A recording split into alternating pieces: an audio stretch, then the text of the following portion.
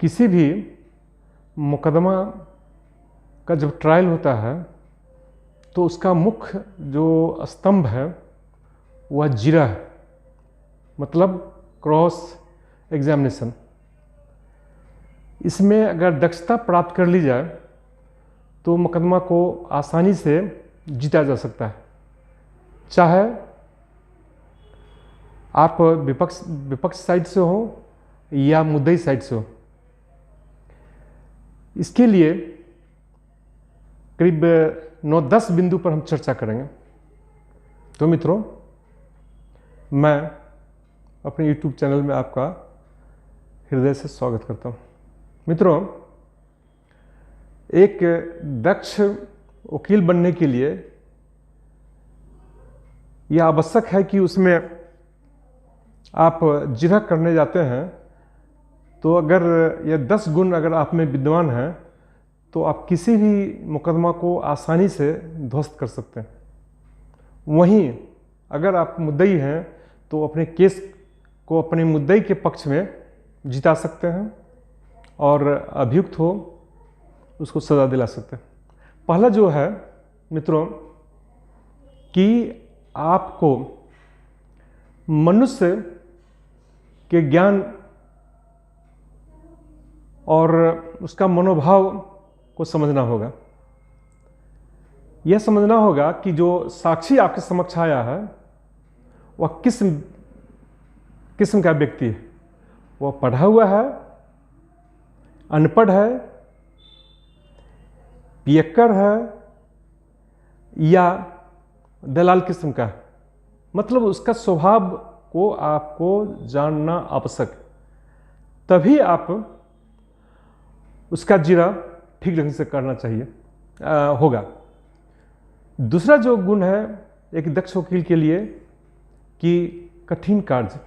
कठिन कार्य का यह अर्थ हुआ कि आपको जिस विषय पर आप जिरह करने जा रहे हैं तो उस मुकदमे की अच्छी जानकारी आपको होनी चाहिए और आपको मनोयोग से उसका काम करना चाहिए। मतलब कि एक वकील को जो परिश्रमी होना चाहिए और किस ढंग का, तो जिस ढंग से एक घोड़ा मेहनती होता है उस ढंग से आपको मेहनती होना होगा। दूसरी ओर एक ऋषि ऐसा आपको अध्ययनशील होना होगा, तब जाकर के आप ठीक ढंग से आप उसका अथी कर सकते हैं, जिरह कर सकते हैं। वहीं आपका तीसरा जो गुण है कि आपका क्या क्या उपकरण होना चाहिए। उपकरण ये होना चाहिए कि आपको सौम्य विचार का होना चाहिए। आपको जिस समय जिरह कर रहे हैं उस समय आपको कंसंट्रेशन अपने मुकदमा पर होना चाहिए। उसके बाद आपका जो ध्यान हो वो साक्षी पर होना चाहिए पूर्ण रूप से, ताकि वह इस ढंग से होना चाहिए कि जैसे कोई लड़ाका या योद्धा जब मैदान में जाता है तो उसका ध्यान अपने तलवार पर होता है और उस विरोधी पर होता है या उस दुश्मन पर होता है। उसी ढंग से आपको एक योद्धा के रूप में, एक तलवारबाज के रूप में होना चाहिए। वहीं दूसरा जो है कि जो परीक्षण होगा उस पर आपको सावधानी भी बरतना होगा।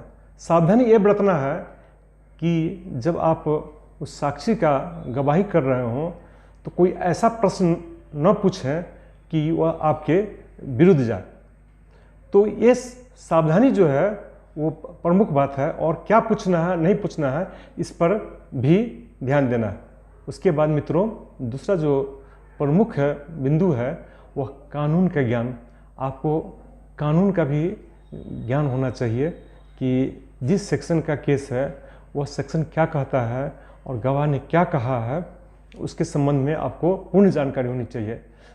दूसरी बात, दूसरा जो बिंदु है, जो आपका टूल है, वह प्राकृतिक न्याय की जो नेचुरल जस्टिस है, वो नेचुरल जस्टिस आप कि क्लाइंट को, आपके मोकिल को कैसे मिले, उस पर भी आपको संतुलित ढंग से, सौम्य विचार से और अपने टूल्स का प्रयोग करते हुए उस ओर आपको ध्यान देना होगा। उसके बाद दूसरा जो बिंदु है मित्रों, वह है मामले के सत्यता के लिए प्रश्न, कि जो ट्रुथ क्या है। आपको ये लाना है कि यह घटना घटी है या जिसमें आप जिरह कर रहे हैं, ये इसके पीछे कारण क्या था, मोटिव क्या था। वो सत्यता लाने के लिए इस पर आपको एकाग्रचित होना होगा।